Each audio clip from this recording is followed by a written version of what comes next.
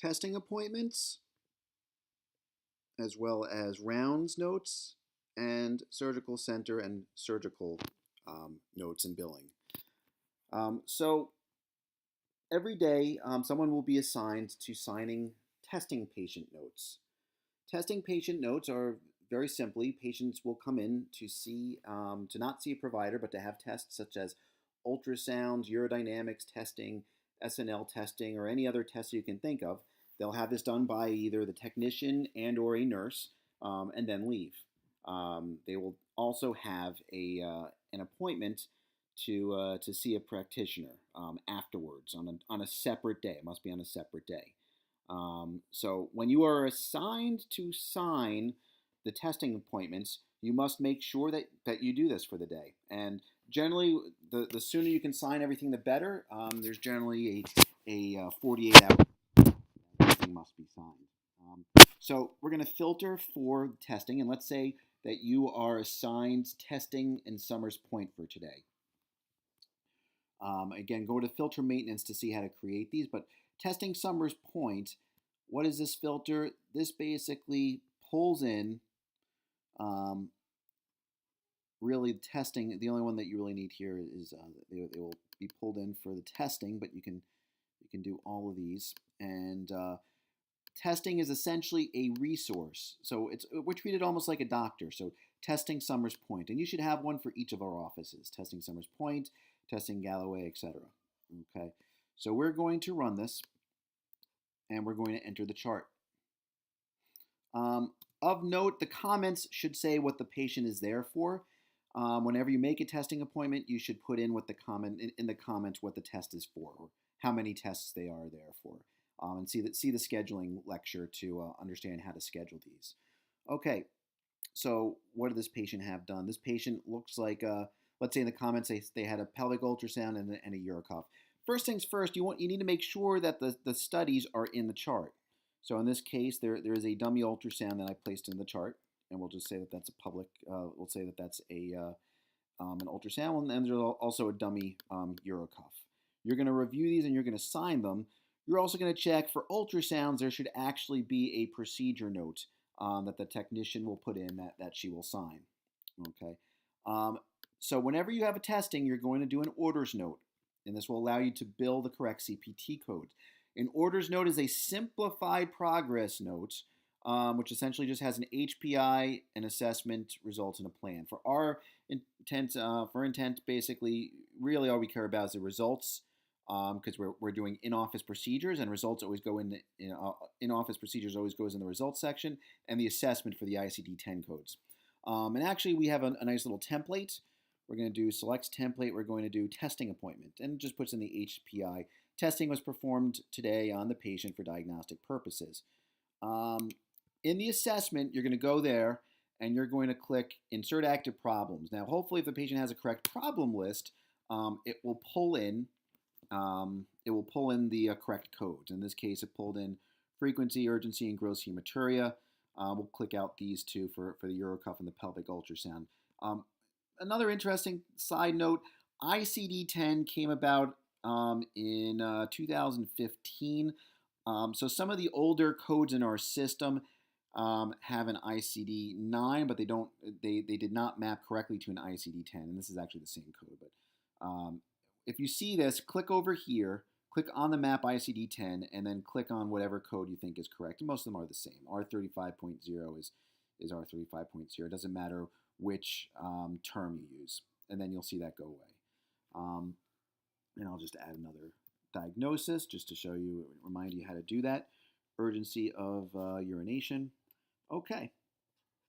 So insert active problems, pulls in the active problems at the top, and we added one at the bottom. Okay. Results. We're going to go to the results, and we're going to click Add Order, and we're going to choose what we did. And again, it's very important to make sure that the results are in the charts.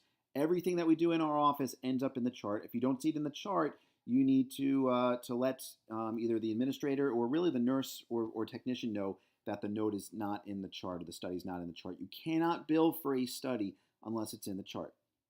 Okay, so we're going to do pelvic ultrasound complete, and we're going to do a urocuff, and then we will put our findings, Qmax 13.6 cc's per second, obstruction noted, we'll review it, we'll pretend that we reviewed an entire urocuff, EMG is normal, and pelvic ultrasound will say prostate on Becky is 35 grams, bladder wall thickness 2 millimeters, and we'll say that we did PVR. PVR is 10 cc's. Okay. Then we're going to save this. Okay.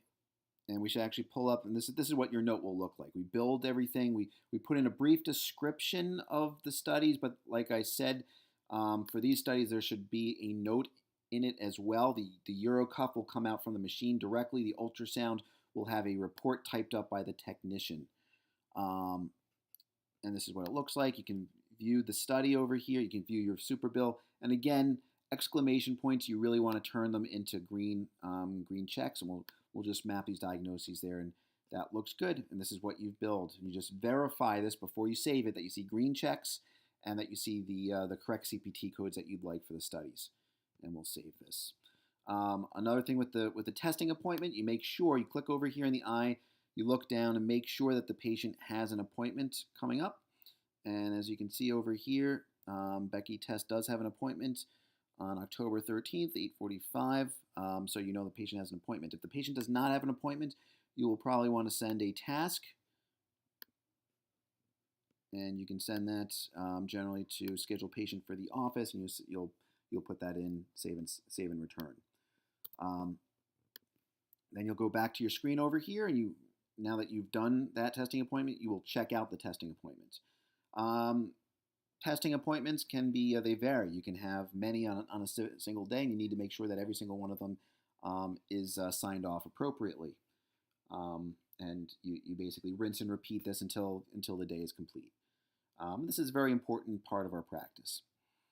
Okay. Another thing we will go over is rounding. If you are rounding, and I have a hospital rounds template over here, and just so you can see how this is set up. Again, I think we went over this briefly. OR, really rounds, are the big appointment types, and the location is really any hospital systems. So and generally this should tell you the hospital as well as comments to tell you what the patient is there for, sometimes room number. So let's say we saw this patient, okay, and we want to now, this is separate obviously from the note that you will put into the hospital system. This is how we bill our visit. So we're going to do a quick note, okay. A quick note is just like it says, very similar to an orders note. It's just the way that we set this up. So we'll know that it's a rounds note. We are going to, let's see, hospitalist template. This is a billing sheet summary provided today at the Atlantic Care Hospitals, and we'll update this to just say at the hospitals. Please see their electronic medical record for the chart note that corresponds to this billing summary. So in this, really all we care about is assessment, and again, click on Insert Active Problems, where we add the active problems. In this case, so we have the most common ones that we'll see in the hospital are listed over here. So let's say gross hematuria, hydronephrosis, ureteral stone, and we're going to add these to our problem list. We'll give it a second to add them all to the problem list so that the next day, if we're seeing the patient again, they will be on the problem list, and or if the patient comes to the office, we'll have some sort of idea what this patient's there for. This one didn't go through for whatever reason. There we go. All right. And then we're going to we're going to go to plan. This has our general codes of what we've done. So unfortunately, Greenway organizes these things in kind of a strange manner, but we have basically an M1, M2, M3, 1, 2, 3. So initial new patient and low, medium, and high, follow-up low, medium, and high. And then if you want consult codes, if you're seeing an insured patient who has who you can see for a consult, Low level, this would be, I think it's a C2, C3, C4, and C5. Okay, and again, refer to the billing and compliance lectures to understand what to bill. In this case, let's say that we build an M3. Okay. We also have typical surgical procedures that you will do in the hospital setting, and you'll see over here. For example, complicated insertion of a urinary catheter would be over here. Other things that we put in that you may do: cystourethropy, irrigation and clot, resection of a tumor, things like that. I'm pretty sure stent is in there.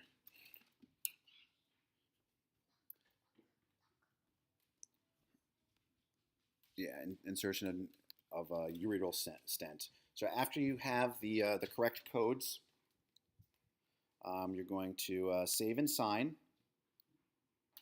and you're going to click no. So the code that tells our billing department that that is a hospital note is HSPTL. You're going to click over here to make sure that that goes through. And if you see anything else other than that over here, you need to make sure that HSPTL is here. Okay, and then you can see all our notes, all our codes over here. We're going to, again, map them to the appropriate ICD-10 codes. They all go over here. We'll map all, and they all have green checks. So we'll pretend that we did all these codes on this patient. We'll click Save. Okay. Now, very important in the hospital, depending on what needs to be done, if the patient, say we signed off the patient in the hospital, you're going to send a task to our office schedulers to make an appointment for a given provider. Alternatively, you will go into scheduling and make a rounds type appointment for the next provider to see tomorrow. So just for example, let's say we wanted this patient to be seen tomorrow in the hospital. This patient was seen at Bacharach. I'm going to click right there. And I'm not exactly sure who is there tomorrow. We'll just put in plus.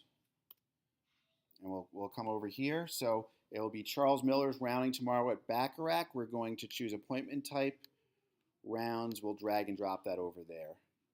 And then we'll type in the room number and what the patient is there for follow-up stone. But we're going to ignore that for now. Alternatively, if the patient is going to be seen at the clinic, it can be emailed out to the clinic coordinator. And then we'll go back over here, and then we will sign off over here. We'll check out over here. And that's how you do rounds type appointments in the hospital. Okay. The next thing I'm going to show you is how to schedule your how to do surgery. So let's say you're at the surgical center or whatever facility that you're doing surgery at. This should be part of your own individual template. So for me, it's going to be Lehrfeld. And in this case, Abigail Test is here for cystoscopy with biopsy. Okay, and again, we have a template for this. In this case, we're going to do a procedure note. It's just the way that we set this up. We're going to choose Surgery Center Anesthesia Procedures is the one that I use. And what you can see is it's a fairly generic note which has notes, assessment, and plan.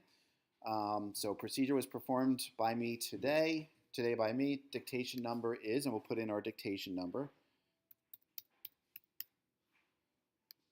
Okay, next we'll go to assessment. And again, hopefully we'll click Insert Active Problems. This patient does not have a problem list. So we are going to put in some problems right now. In this case, we will put in gross hematuria. And we'll say, we'll add bladder cancer.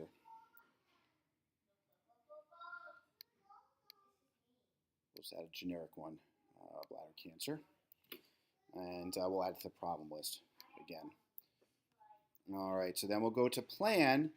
And then we will have, again, we will have our list of the most common procedures that we do. And you can read through them, and these can easily be changed as necessary. And if you do one procedure more than other, we can actually make a specific note for that one procedure or several procedures. So let's say for this patient we did 52005. We irrigated and did a retrograde pyelogram. Actually, we did two of them. We'll do both sides. So we'll add, clear it and put in two. Okay.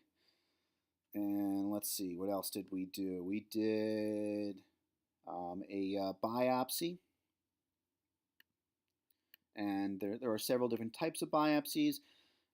In our case, let's say that we did a, let's see, 52224.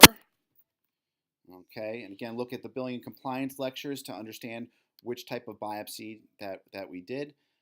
We also did, since we did a retrograde pyelogram, we did this in the surgery center. We interpreted this, so we did fluoroscopy 76000 as well as a 74420. And let's say, just for fun, we'll leave it at that. But if we did ureteroscopy, then and we left a stent, then that would be this one plus one of the ureteroscopy codes, diagnostic, or possibly removal of a stone or biopsy. But we'll remove that for now.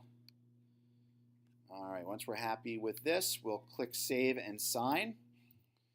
And again, all our codes should show up over here. We're going to map them all to these CPT codes, and we're going to have green checks now.